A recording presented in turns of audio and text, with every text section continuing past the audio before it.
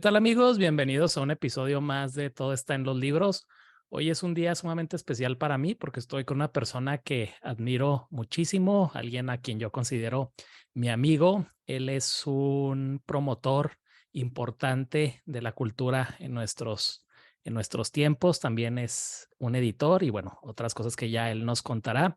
Y él es Jorge Escotado. ¿Qué tal, Jorge? ¿Cómo estás? Muy bien, encantado de estar aquí en tu programa, Luis.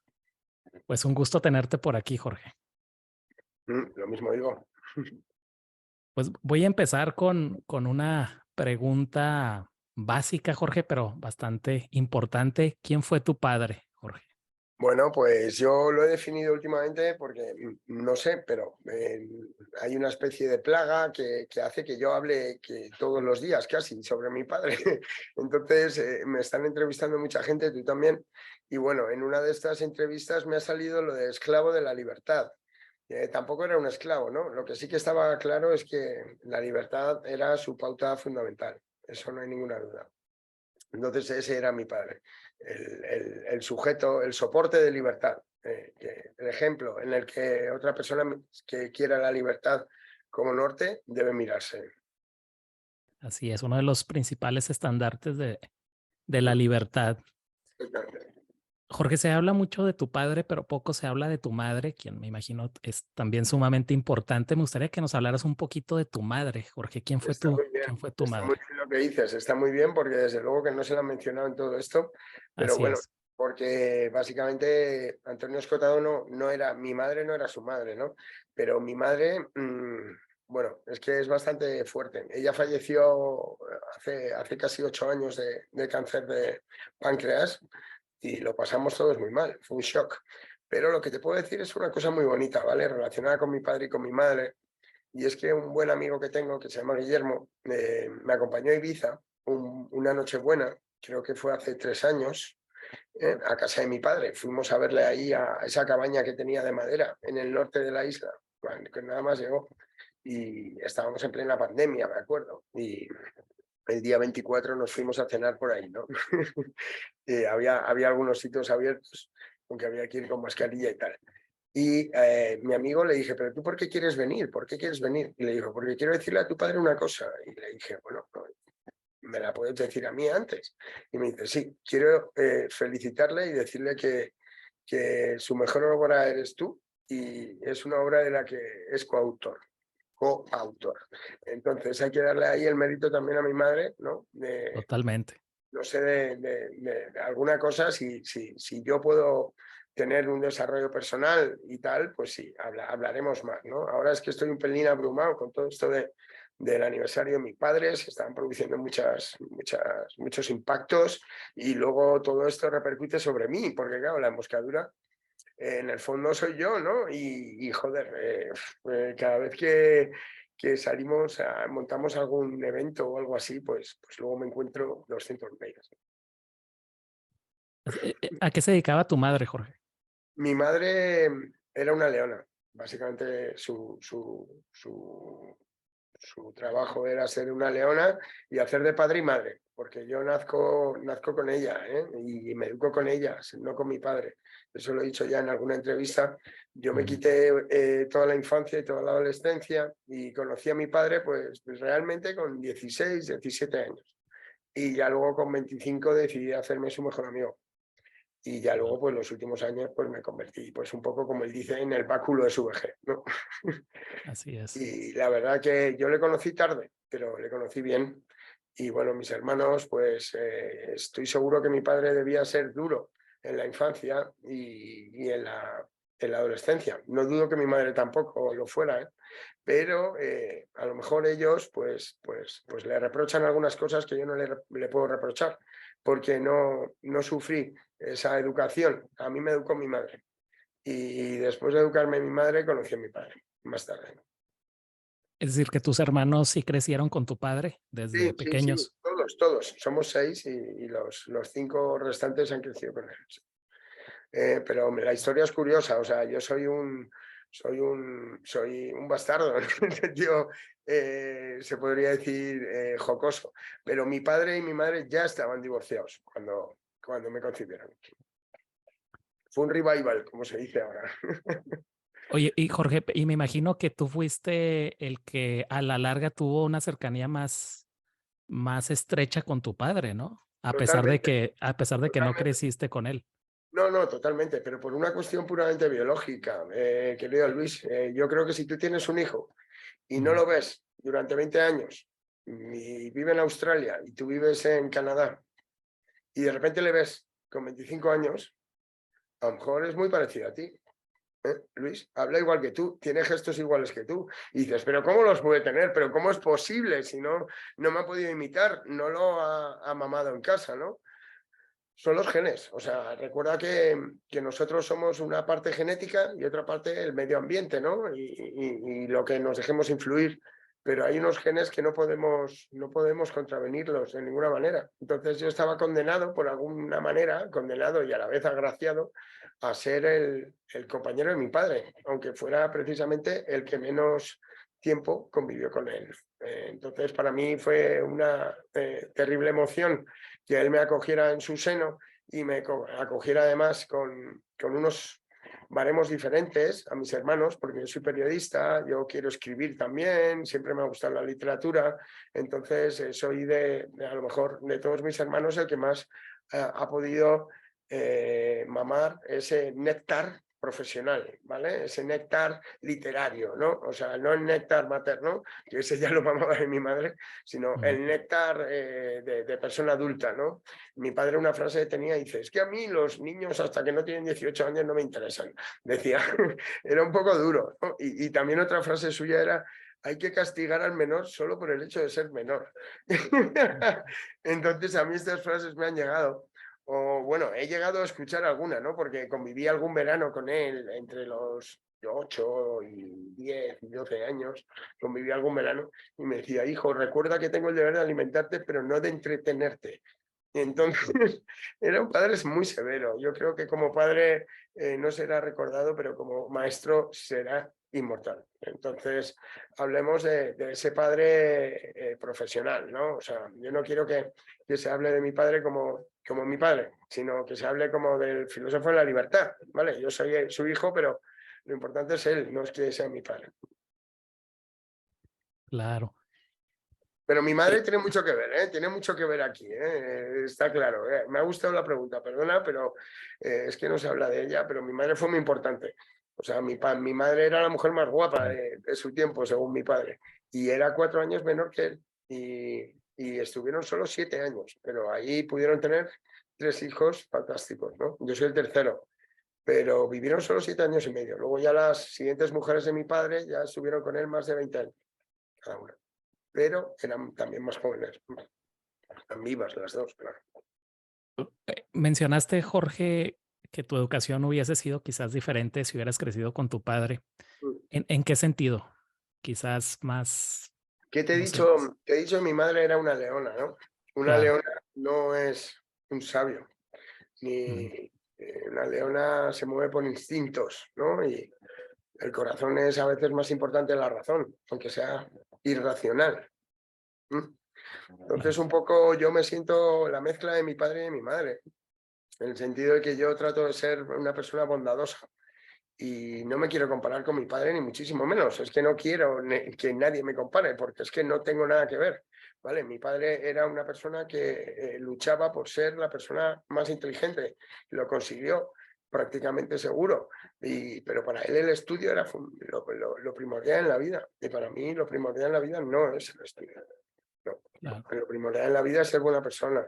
Entonces yo lo que tengo es la responsabilidad un poco con mi padre de lo que siento es que tengo un conocimiento ahí y unas verdades que no han sido de todo reveladas, porque serán reveladas cuando lleguen a mucha gente, no cuando Ujú. se queden en cenáculos literarios y Ujú. en lo que yo me encontré. Cuando yo empecé a trabajar en 2017 con mi padre, llevaba 3 ediciones, Amigos del Comer.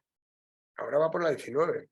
Entonces, ¿por qué? Sí. Porque el mensaje se ha traducido, porque el mensaje se ha mascado, porque hay Twitter, porque hay vídeos, porque hay alguien, ¿sabes?, con un corazón detrás, sintiendo un Ujú. poco lo que siente la comunidad, ¿no? Eso, a mi padre no le podíamos decir que fuera un tuitero o un youtuber. Mm. Pero para serlo hay que tener inteligencia emocional, y tú lo sabes. Oye, yo creo que tú fuiste fundamental, Jorge, en llevar a tu padre al internet, ¿no? No, no, Y tu totalmente. padre lo decía, ¿no? Bueno, lo reconocía con la boca pequeña porque no le gustaba que nadie le hiciera sombra, pero sí, sí, obviamente lo reconocía y eso fue uno de los nexos entre él y yo, fue la continuación del legado. El legado, o sea, saber que yo aprendí a pensar como él pensaba, un poco, pero no por estudio concienzudo, sino por transferencia, por estar tan cerca de él, por ir todo el rato con él en los últimos 5 años a todas las conferencias, hablar con él muchísimas noches, pues bueno, pues al final, gracias a Dios, lo que mi padre quería transmitir esencialmente, creo que lo sé. Y entonces eso lo puedo transmitir, a lo mejor no con sus mismas palabras, sino con otras que lo entienda todo el mundo, pero sin traicionar a su pensamiento. O sea, la cuenta de Twitter, la cuenta, todo YouTube, yo podría haber cometido muchos errores metiendo cosas de mi cosecha. De hecho, a veces es tentador, ¿no? Dices, joder, ahora hago una cosa y me escuchan 160.000 personas. Así es. No, no, no, no. En la confianza de mi padre había que ganársela día a día y se podía ganar, perder en un instante, como toda la confianza, ¿no? Se gana día a día y se pierde en un instante. Gracias a Dios, yo creo que mi padre confió en mí y que además contribuí en pequeña parte a que muriera feliz y muriera en la gloria, o sea, viéndose inmortal y sabiéndose además que yo había asumido voluntariamente el desafío de ponerle en todas las bibliotecas del mundo. Y a ver qué tal se me da, ¿vale? Pero no es una cosa que se consiga ni en un año ni en 10. O sea, fíjate el tipo de meta que me estoy poniendo, ¿no? Es que sin duda alguna tu padre tuvo un boom en los últimos años y es gracias a ti, gracias al internet, Sí, sí, porque no, si pero no eso es hubiera evidente. sido, Eso si es no hubieras, evidente, pero si yo no no me hubiera voy a sido por preguntar. ti, es decir, tu padre siempre ha sido famoso y reconocido, pero lo era dentro de un grupo, No, pues, un poco totalmente, Luis. cerrado, ¿no? Luis, tú me estás entrevistando ahora por eso, porque todo el mundo sabe perfectamente que mi padre no hacía tweets, o sea, mi padre no hacía lo de los vídeos, pues había que ponerle una cámara encima y tal. Y, a ver, las virtudes propias tienen que ser pronunciadas por labios ajenos, ¿vale? Yo te lo agradezco, ¿vale? Obviamente que sí, que mi padre y yo lo que le he puesto es en el mapa de las nuevas generaciones. Esto es lo fuerte, ¿vale? Los lectores del mañana, los que van a gobernarnos mañana, los que van a ser importantes mañana. Yo lo veo en YouTube y veo que de 18 a 25 años hay una franja del 19%. Esto es muchísimo, muchísimo. O sea, hablamos de a lo mejor de 50.000 personas que están en el canal ahí, que tienen esa franja de edad y luego un poquito más arriba. Pero antes a mi padre se le conocía en círculos cultos, en círculos académicos. Ahora no, ahora hay jóvenes que le están tomando como tótem de la libertad, que es lo que debe ser. ¿Vale? Y hay algunos escritores y bueno, pues muchísimos músicos, muchísimos artistas cuya explosión ha sido después de muertos, ¿no? Entonces, es que mi padre yo creo que es un perfecto desconocido. Entonces, si yo te digo que todavía Historia General de las Drogas no está en Estados Unidos, ¿por qué? ¿Por qué ese libro que tiene 1.500 páginas y 40 ediciones en España, Historia General de las Drogas, no está ahí? Porque mi padre tenía un punto de malditismo, se puede decir que era maldito, vale, pero mi padre ya no está. Entonces ahora yo me voy a plantar en las editoriales norteamericanas y voy a decir, ¿qué pasa? O sea, porque este libro que tiene 40 ediciones en castellano y es evidentemente la obra más fuerte que se ha hecho sobre la historia de las drogas, ¿por qué ninguna editorial lo quiere? Entonces estar expectante a ver qué responden, pero haré lo mismo con los enemigos del comercio. Quizás no conviene para el negocio. Bueno, ya veremos, pero lo que estoy es Y dispuesto no digo el a dar negocio la cara. literario, no digo el negocio literario, digo el negocio de las drogas. No, no, no, no, pero acuérdate, fíjate, Estados Unidos ahora legalizan más de 20 estados Bueno, casi, o sea, es que no tiene nada que ver. No, no, no, no, y mi padre ahora muerto ya no es peligroso. O sea, realmente yo entiendo, hasta la policía, ¿no? Ahora se da cuenta de que sus libros son manuales, o sea, son la cosa más importante que tiene la policía. Mientras estaba vivo mi padre le odiaba, pero ahora que no está, joder, es que se le echa mucho de menos, pero está más vivo que nunca. Y en eso sí que tengo un granito de arena que he puesto yo y no lo digo yo, lo dice mucha gente. totalmente. Algo que se me hace muy interesante de tu padre, Jorge, es que, como bien dices, sin duda alguna es una figura de libertad, pero también una figura de autoridad, porque me llama la atención que a pesar de sus críticas a la izquierda, por ejemplo, etcétera, la misma izquierda lo respetaba, ¿no? No sé si tú tengas ese Claro, punto no, de no, vista. es que hay un punto, a ver, la ideología es la falta de ideas, ¿no? Cuando tú no Ujú, quieres pensar, te adscribes a lo que han pensado otros. ujú, Entonces, partiendo de ese punto, mi padre hizo todo un recorrido desde ser influido por una ideología a fondo, quieres ir al Vietcong, luego irse a Ibiza, y luego darse cuenta, ¿no? Y de reconocer su error, que esto es lo que realmente conmovió al mundo, por así decirlo, ¿no? Que Antonio Escotado reconocía que estaba equivocado. ¿Por qué? Pues porque Sócrates también lo decía, ¿no? O sea, solo sé que no sé nada, eso es, lo vamos a matar, como vuelvas a decir eso, Sócrates, te matamos, y lo mataron. Pero entonces hay que dudar de todo. Entonces, mi padre es un... ¿Por qué concita el respeto de todo el arco parlamentario? Porque cuando le dieron la estatua, que se va a hacer en Madrid, tanto Vox como Podemos votaron y todos le sentían como suyo, ¿vale? Porque hay una parte de Escotado que es de Vox, hay otra que es de Podemos, hay otra que es del PSOE, hay otra que es del PP. Bueno, si es que mi padre es político y los políticos pueden repartirse su pensamiento como si fueran vísceras, que lo dudo.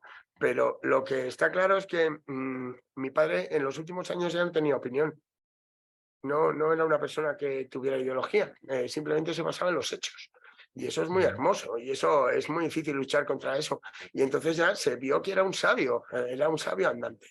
Entonces, joder, a un sabio da igual que seas de derechas, que seas de izquierdas, ¿sabes? Le tienes que abrir el paso. Igual que se lo abrió Pablo Iglesias, igual que se lo abrió Monedero, igual que se lo abrió Rivera, Girauta, toda esta gente, ¿no? Y, y bueno, pues no sé, mi padre se ha ganado el respeto, pues le ha costado mucho, pero nunca se ha vendido, nunca se ha vendido. Esto es lo que le diferencia de mucha otra gente que cuando cambia, cuando hay un partido político le va muy bien y cuando hay otro partido político le va muy mal, ¿no? Mi padre le ha ido muy mal siempre, independientemente de quién gobernase. O sea, vamos, muy mal significa, pues eso, ¿no? Hacerse rico, ¿no? Muy millonario o capitalizar su fama. Mi padre decía, pago con gusto el peaje de la independencia. Pero eso me ha llevado a muchas cosas, digo, ¿sabes? Como que no ser emérito,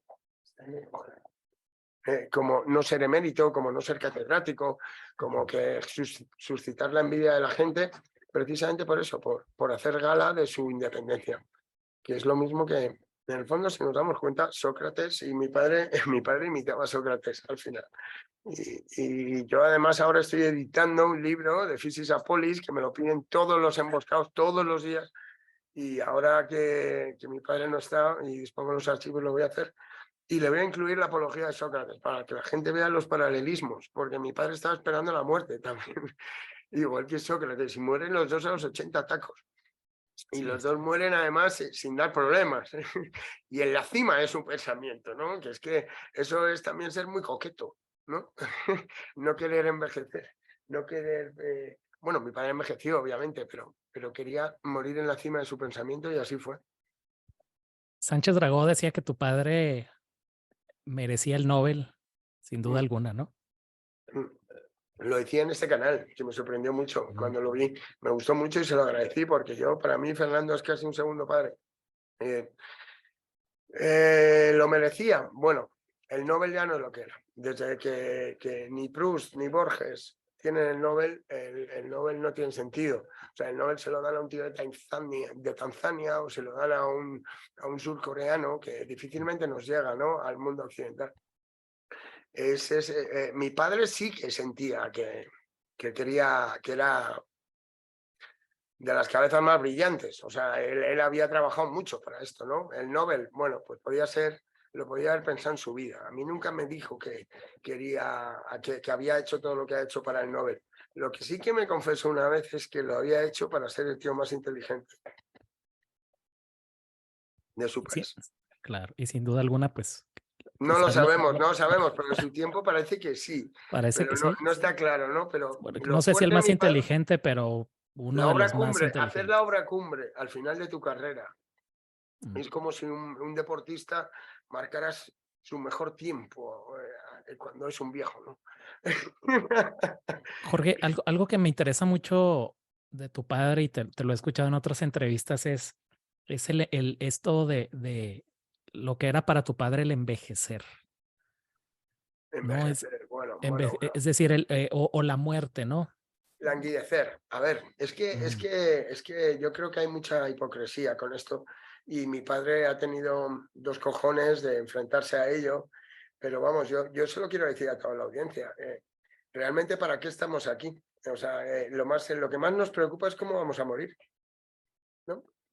Luis, es que nos da Así igual es. las riquezas, nos da igual el éxito, nos da igual tal. ¿Tú vas a morir tranquilo o no vas a morir tranquilo? Ujú. Esto lo he aprendido yo de mi padre. Y me queda flipado, porque mi padre tenía una serenidad, una tranquilidad, una sensación de trabajo cumplido y de necesidad de descanso. Él me decía, hijo, quiero descansar si es posible eternamente. Entonces, joder, ahí la verdad que a mí me gustaría que eso fuera un modelo para todo el mundo, ¿no? Morir tranquilo. Morir tranquilo, ¿qué significa? Implica una serie de cosas muy grandes, ¿eh? Porque es que no, yo te diría ahora, Morir Luis, y con dignidad. miremonos a la cara, ¿quién muere tranquilo? No, con dignidad es otra cosa, pero morir tranquilo, o sea, decir, estoy esperando a la muerte, cuando venga, no tengo ningún miedo y ya mi vida está completa, ¿eh? Estoy viviendo de regalo, que es lo que decía mi padre. Eso solo lo puedes hacer cuando has cumplido tus designios, cuando has cumplido tu yo íntimo, cuando tú has pensado para qué has venido aquí, no sé, cuando tienes tranquilidad de espíritu. Y Claro. él la tenía, ya lo puedo firmarlo, o sea, rotundamente. Y yo le iba a ver cada mes a Ibiza y joder, nunca he visto un viejo más feliz. ¿Cómo fueron esos últimos días, Jorge, en Ibiza? ¿Cuánto tiempo tenía él en Ibiza antes de morir? Hombre, estuvo casi 3 años, Mm. casi 3 años. Él estaba muy preocupado también, él quería morir solo. No le decía, hijo, no quiero que... Me preocupa mucho la mueca que se me va a quedar cuando muera. Y fíjate lo loco que estaba. Pensaba en... Me preocupa la mueca que se me va a quedar. Y yo, pero padre, no puedes pensar en esto, por favor, es absurdo. Entonces hablaba de la sábana que se pone Sócrates, ¿no? Cuando toma cicuta. Y bueno, los últimos años, pues para él fue la gloria. O sea, le venían a ver, se Mm. convirtió en una especie de Era santón. De como el sabio de la santón. montaña, ¿no? Eso, la gente solo quería ir a tocarle y a compartir drogas con él. Y tal. Una especie de yogi Vicenco que cada vez iba impactando más, porque es que la lucidez le eligió. Mi padre mantuvo la inteligencia hasta el último minuto. Es que eso es lo que le honra. Y entonces supo retirarse a tiempo también, o bueno, en la vida lo retiró a tiempo, no sé cómo decirlo, pero con dignidad, sí, por supuesto, sí, sí. Y no deseando la muerte, sino diciendo, yo ya estoy viviendo de regalo, hijo. Todo lo que, o sea, desde ahora hasta todo lo que viva es de regalo. A ver quién tiene los cojones de decir eso. Miremos a la cara. Claro. Es que morir tranquilo es lo más importante que hay. Lo que pasa es que nadie quiere reconocerlo. Es que tú te vas a un hospital y el 90% de la gente no quiere morir. ¿Por qué no queremos morir? Porque no has cumplido lo que has venido a hacer, ¿no? Y ya Así se te es. acaba el tiempo, es por eso, es Exacto. por eso. Porque Y en has vivido cambio, tu vida, siendo otras personas, ¿no? exacto, exacto. O teniendo objetivos que no son los tuyos, por satisfacer a la familia, a la sociedad, a la cultura, ¿no? Y ahora llega el momento en que te enfrentas a ti mismo, claro, que ya no tienes Así otra es. oportunidad. Por Así es. eso hay que ser sinceros, mirarse a la cara y pensar que el objetivo de todo ser humano es bien morir. Y el objetivo de todo hijo es ayudar a sus padres a bien morir. Eso también. Y yo en eso, pues me siento orgulloso de haber podido ayudar a mi padre en la medida de lo posible a que se retirase de la mejor manera. Y no solo a bien morir, sino que de alguna manera lo estás Usted, eternizando, ¿no? Con todas sí, sí, estas, con tus claro, claro, labores, claro. con... Sí, sí, sí, está dentro de todos mis hermanos, ¿no? Y también dentro de mí. Y bueno, mi padre no ha muerto, es que eso lo tenemos clarísimo. El pensamiento, no sabes la cantidad de inéditos que tengo, la cantidad de cuadernos, la cantidad de cosas. O sea, todo depende un poco de esta generación ahora que llega. A ver qué pasa. Esperemos estar a la altura del viejo. Pero somos bastantes hermanos y yo solo no puedo. Tenemos que hacerlo entre todos. Pero vamos, Jorge, me por lo gustaría pronto. si nos puedes hablar un poco de, de tu padre, es decir, ¿era tu padre igual en público que lo era en privado? Ya ves que se habla mucho del personaje público. No sé si había alguna diferencia o lo que vemos No, en los no, no, videos, no, en las no conferencias. te creas, era duro fuera y Ujú, era duro adentro. O sea, mi ujú, padre tenía una capacidad para utilizar el lenguaje y convencerte de que estabas equivocado, increíble, increíble. Mi hermano mayor decía, te puede convencer de que eres una mujer, si hablamos un rato seguido con él". Y es que tenía un dominio del lenguaje tremendo y un poder de una elocuencia brutal. Pero no, no creo que fuera distinto. El escotado de fuera, el escotado de dentro. Dentro también era muy polémico y fuera también lo era. Era un esclavo de la libertad, como yo digo, ¿no? Un esbirro, un tótem, un bastión, ¿no? O sea, realmente hace falta que nazcan muchos hombres para que nazca uno que representa a todos. Y ahí está Escota, ¿sabes? La libertad por sudario, la libertad por nodriza, la libertad por esposa. O sea, en las tres fases de la vida, ¿no? Mi padre fue libre desde que nació hasta que murió. Y eso es de admirar, desde luego. Pero eso totalmente. conllevaba ser libre, conlleva bastante individualismo, como entenderás. Ser libre es bastante individualista. Y en ese sentido, yo no quiero hablar del padre, yo quiero hablar del maestro. Vale. Mm. ¿Qué rutinas tenía Antonio Escotado? Nada, era una persona que realmente había nacido por y para el estudio y se consiguió entrar en la universidad a distancia, y es la única universidad del mundo que no das clase.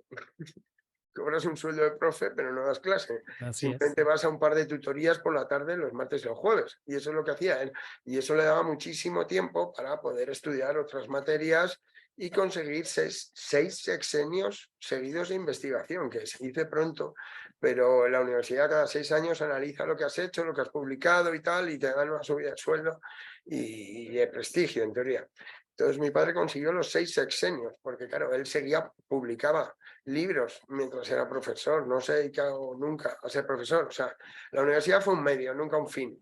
Está claro, un medio para sobrevivir y hacer lo que realmente le gustaba, que era estudiar por las noches, y la rutina que tenía era de acostarse al alba, siempre. Era nocturno totalmente. Inictálope, sí, era totalmente nocturno. Y se acostaba al alba, sí. O sea, solo ya cuando fue ya más mayor empezó a llevar un ritmo más de persona mayor, que se levantan pronto por la mañana porque no duermen tanto. Pero vamos, sí, yo siempre le he conocido levantándose pues a las 12, a las 2 de la tarde, tal, y acostándose pues a las 5, las 6, las 7 de la mañana. Y desde las 2 de la tarde hasta el alba, Desde las leyendo, 2 estudiando, escribiendo. leía y luego jugaba mucho al ajedrez. Compatibilizaba el estudio, la lectura y la creación con el ajedrez. Vamos, yo creo que por la tarde leía y jugaba al ajedrez, y ya luego cuando la gente se iba a dormir componía, empezaba a escribir. Pero bueno, se notaba. Y además escribía con 2 deditos, hacía pa, pa, pa, pa, pa, pa, y le oías ahí, que machacaba los teclados. Había que comprarle un teclado cada 5 meses porque desaparecían las letras. Como era guitarrista y tenía uñas, entonces yo también, otra cosa que contribuí es a mejorar su espacio de trabajo. Él era muy austero, era muy, ¿cómo se dice? Estoico en este sentido, y tenía una televisión, una pantalla lana, un teclado baratísimo, un mouse de los más baratos y una silla lamentable. Dije, madre, pero no podemos estar así, o sea, ponte la mejor silla, el mejor teclado y tal, tal, tal. Ah, ¿tú crees? No sé qué y tal. Ya. Te lo ha regalado la emboscadura. Entonces ahí ya se guardaba, porque la emboscadura era de los dos. ¿Vale? O sea, es una empresa común Yo tengo ¿Y la mayoría, pero tú vivías con él o vivía él solo? no, él vivía con mi hermana Claudia, con su mujer, que ahora es su viuda, Ah, Beatriz. ya. Vivían en Parque Lagos, yo vivo en Madrid, o sea, a 40 kilómetros de distancia.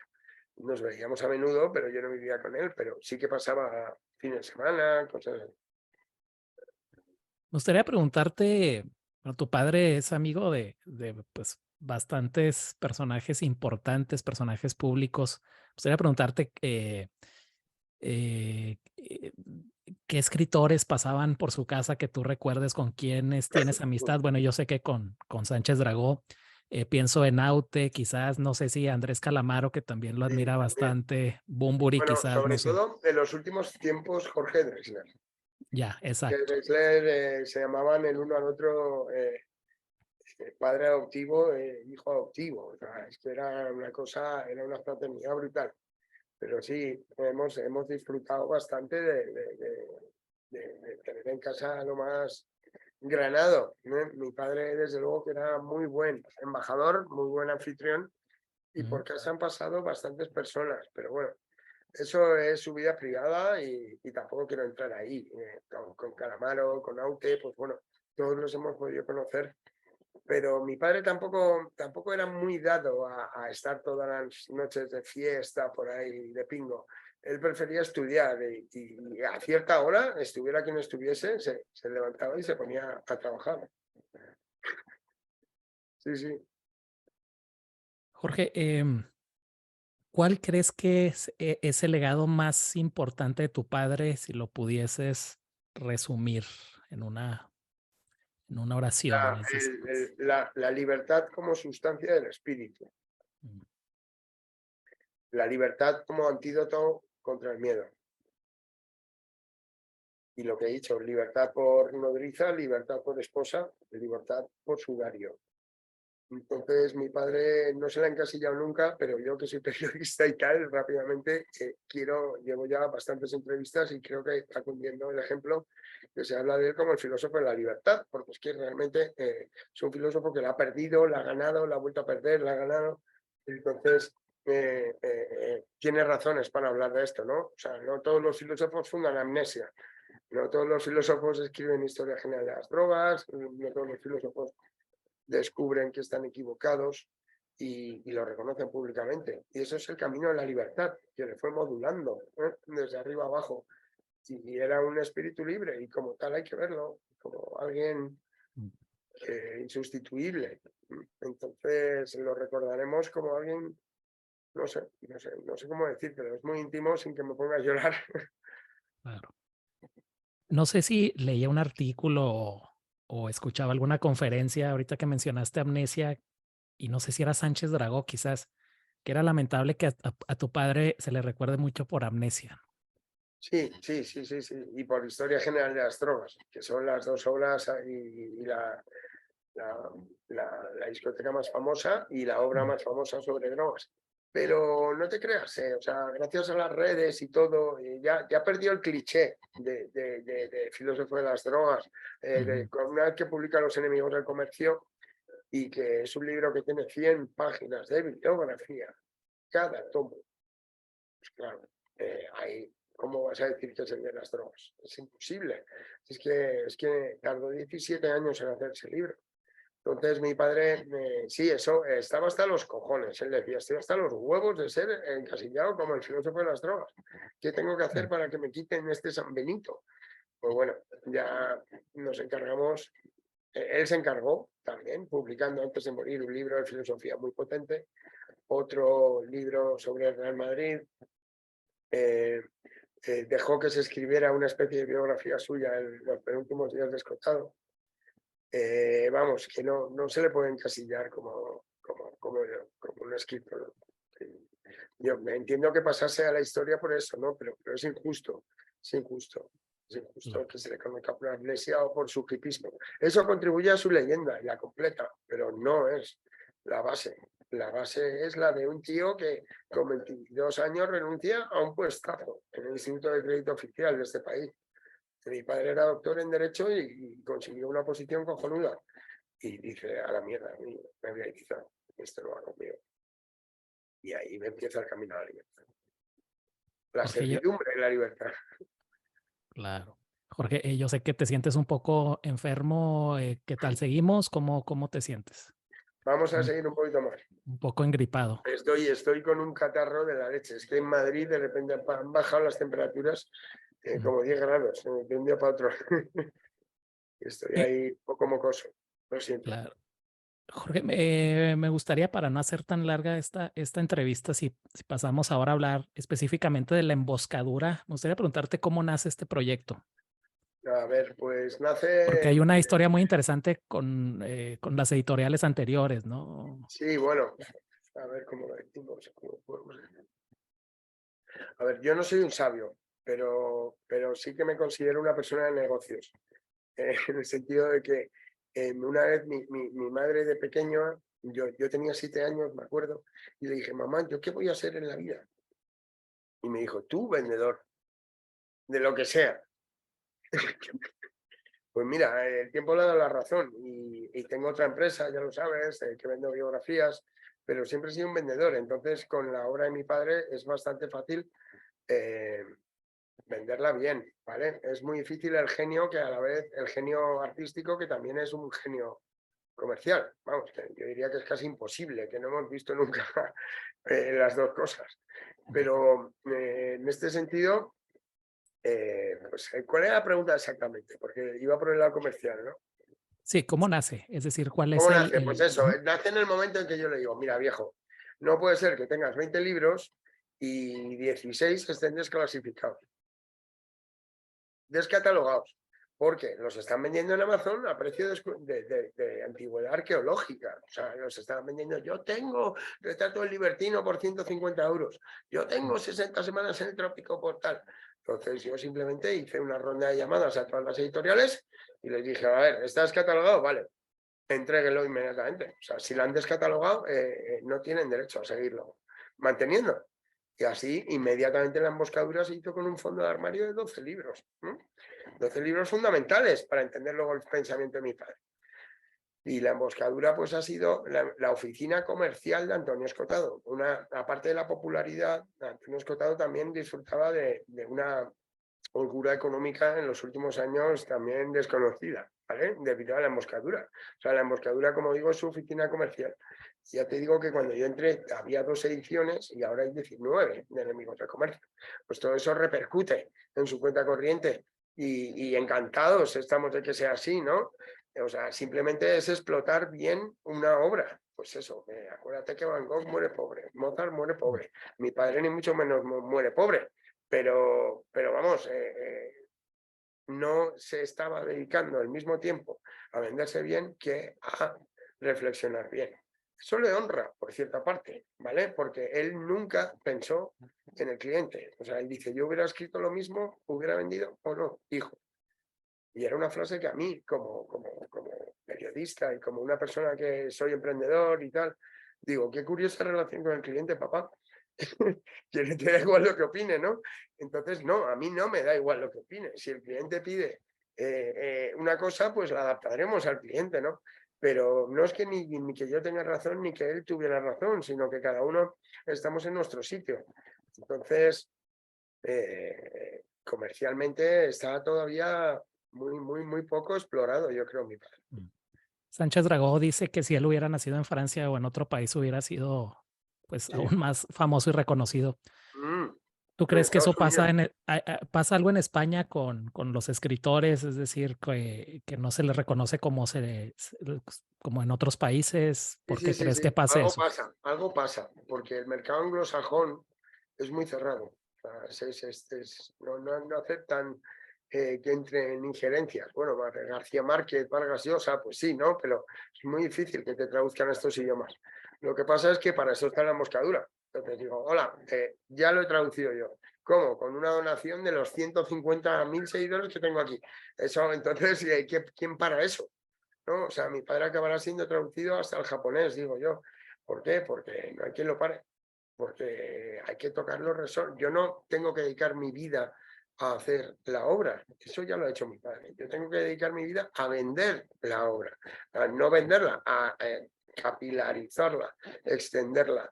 hacerla asequible para todos los estratos de la sociedad, no solo para los cenáculos literarios, académicos y, y intelectuales, ¿sabes? Me imagino que ya te pertenecen a ti todos los derechos, ¿no? No, no, no. ¿No? Somos 6 hijos, somos 6 hijos.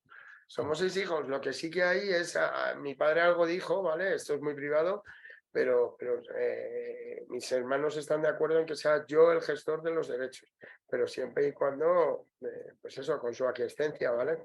Somos 6, los derechos son de todos los herederos. Ya. Lo único que pasa es que es obvio que yo manejo las redes sociales, tengo otra editorial, o sea que tengo unos conocimientos profesionales que ellos no tienen y eso lo reconoce cualquiera.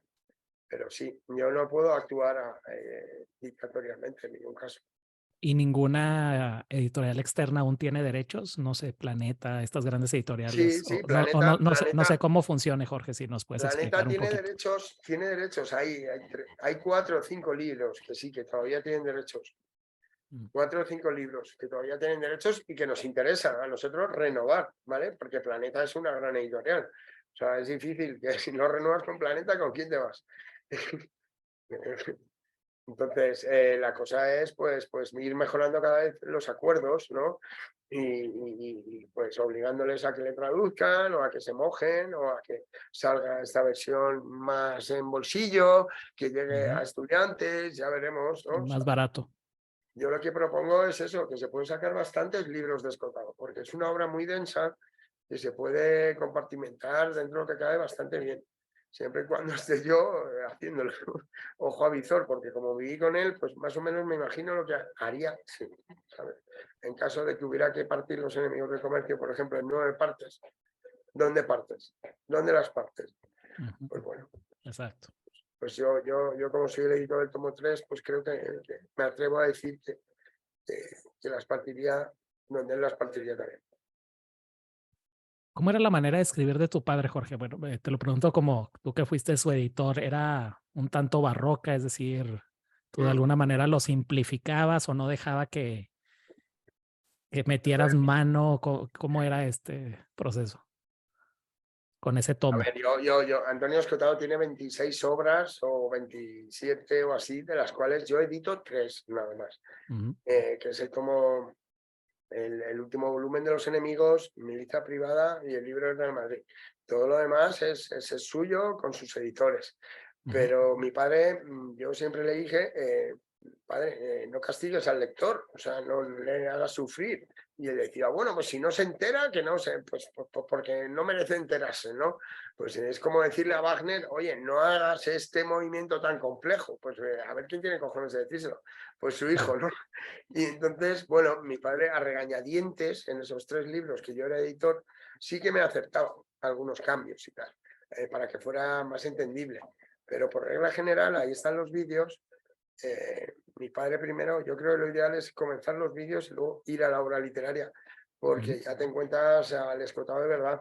Pero si solo tienes la obra literaria, es como, para mucha gente puede ser un muro, porque es realmente en algunos párrafos puede ser un poco espeso, pero a la vez él cuidaba muchísimo la prosa. Es una prosa que cuando le coges el tranquillo vas leyendo como en saltitos. Es una delicia, como mi padre trata el lenguaje.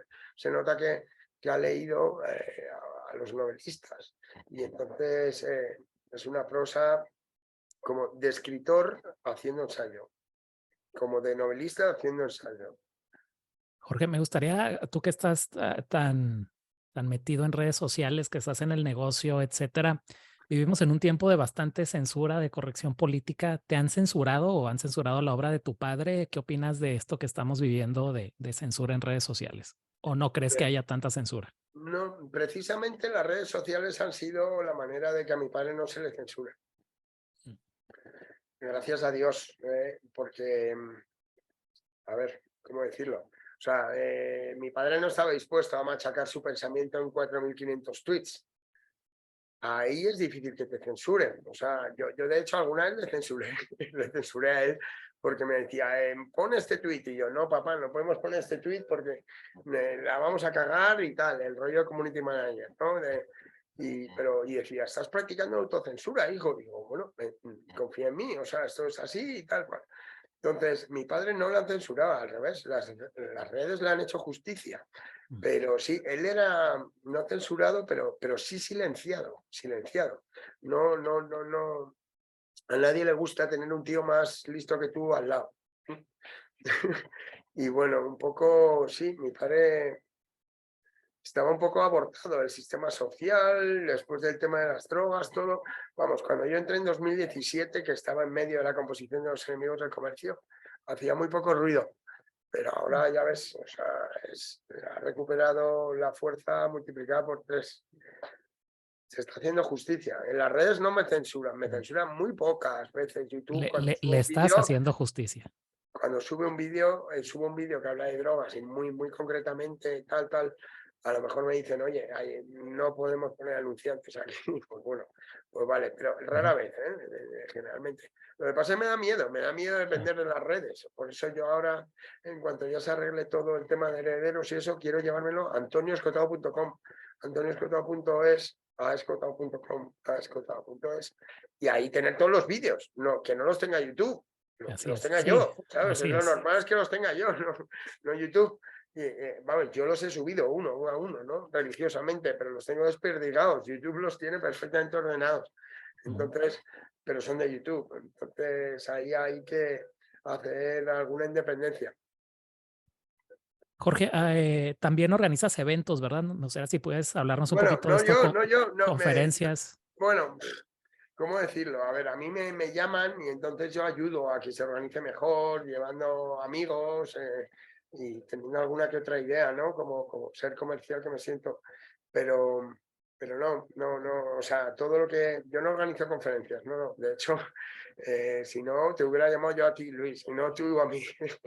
Entonces, simplemente la gente ve que estoy disponible y bueno, pues yo que sé, que no hablo todo lo mal que podría hablar y me llaman, ¿vale? Pero yo nunca he tenido una intención de suplantar a mi padre ni nada. O sea, yo simplemente lo que pasa es que si hay que hablar de mi padre, pues puedo hablar perfectamente, explicar algunas cosas y ayudar a que la gente entienda su pensamiento.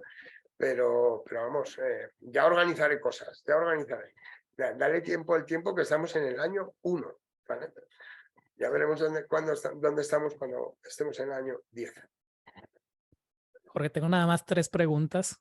Sí. ¿Qué obra te gusta más de tu padre, Jorge? ¿O cuál te ha influenciado Es más? difícil decirlo, es difícil y bueno, pues a mí por varias me tocan radicalmente de frente, sobre todo 60 semanas en el trópico que me la dedica y aparte, pues bueno, yo tuve ahí una experiencia en Tailandia muy divertida, que acabo, me pidió permiso para transcribirla y ese es el libro, pues el que más gracia me hace, ¿no? Porque aparezco yo. Pero no lo sé, o sea, Escotado es todo, básicamente para mí Los Enemigos del Comercio es la leche, Retrato del Libertino es la leche, Caos y Orden me voló la cabeza. O sea, yo como periodista pues he leído casi todo lo de mi padre y también aprendí ortografía con Rameras y Esposas, porque mi padre me lo puso como prueba porque fallaba ortografía y lo escribía a mano. Y bueno, pues no puedo elegir una, Luis. O sea, para mí es un todo. Escota es un todo. ¿Escribiste a mano toda esa obra?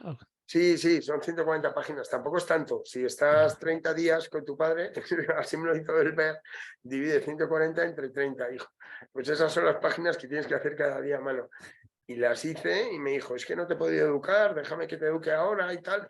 Y bueno, la verdad, se lo agradezco muchísimo porque dejé de tener faltas de ortografía, sin que me dijera nadie las leyes de ortografía. Simplemente leyendo, escribiendo, primero leyendo y luego escribiéndolo, pues como que la esdrújula es la esdrújula, la llana es la llana, la aguda es la aguda, pero no tenía las normas al lado, que las hay, ¿no? Pero vamos, mucho. Yo, mi padre, básicamente para mí ha sido un privilegio poderle revisar y poderle corregir. O sea, porque muy poca gente puede atreverse a decir que no le ha escotado, sino que corrige a escotado. Y un poco yo siempre ya, una vez que me subí en el caballo de editor, pues yo decía, padre, eso no está de todo claro, no sé qué. Y yo mismo me hacía el papel de editor, ¿no? Aunque a veces era pura galantería, o sea, pura ficción. Pero vamos, que teníamos una relación curiosa, porque yo siempre le he tratado mucho más como un amigo, como un maestro, que como un padre. Entonces discutíamos mucho, muy a menudo, y en público además. Nos lo pasábamos teta los dos. Otra pregunta, Jorge, que está ligada ya a otras que te he hecho es, ¿a ti cómo te gustaría que se le recordase? Sí, está claro, lo he dicho antes, el filósofo de la libertad. Ya. Y que quede claro que después de Ortega y Gasset no ha nacido nadie tan descollante, ningún pensador tan descollante perdone Gustavo Bueno, pero mi padre ha vendido bastantes más libros y su Ujú. pensamiento en redes y tal hace que sea su influencia muchísimo mayor, que desde Ortega y Gasset no habíamos tenido un pensador parecido en este país. Así es como hay que recordarle, como el filósofo más descollante del siglo XX, después de Ortega y Gasset, y de principios del XXI, y como el filósofo de la libertad, que acuña la libertad como sustancia del espíritu. Así como Hegel acuña una cosa, Platón acuña otra, Aristóteles acuña otra, Scott acuña la libertad como, Claro. como principio de todas las cosas, ¿no? Jorge, ¿dirías que tus ideas políticas son las mismas que tenía tu padre o? No, no, no, no, Mm, no. Somos diferentes esto. ya, ok. De hecho, además es que como yo crecí siempre con mi madre, pues ahí sí. Yo, por ejemplo, él tuvo 3 mujeres y yo estoy felizmente enamorado de la mujer que conocí en el instituto y espero morirme con ella. O sea, que has dicho ideas políticas, yo te estoy hablando ahora de ideas No, está eh, bien, en sí, general. domésticas. Así es. Pero no, mi padre políticamente tampoco se significó mucho. Y yo tampoco, a mí me da asco la política, me repele, me parece que es el precio que hay que pagar por la democracia. Y estoy hasta los cojones, ¿sabes? De que no haya un partido que nos represente a nadie. Aquí en España hubo el conato este de Ciudadanos, que parecía que iban a cambiar las cosas. Y nada, fue todo un chasco.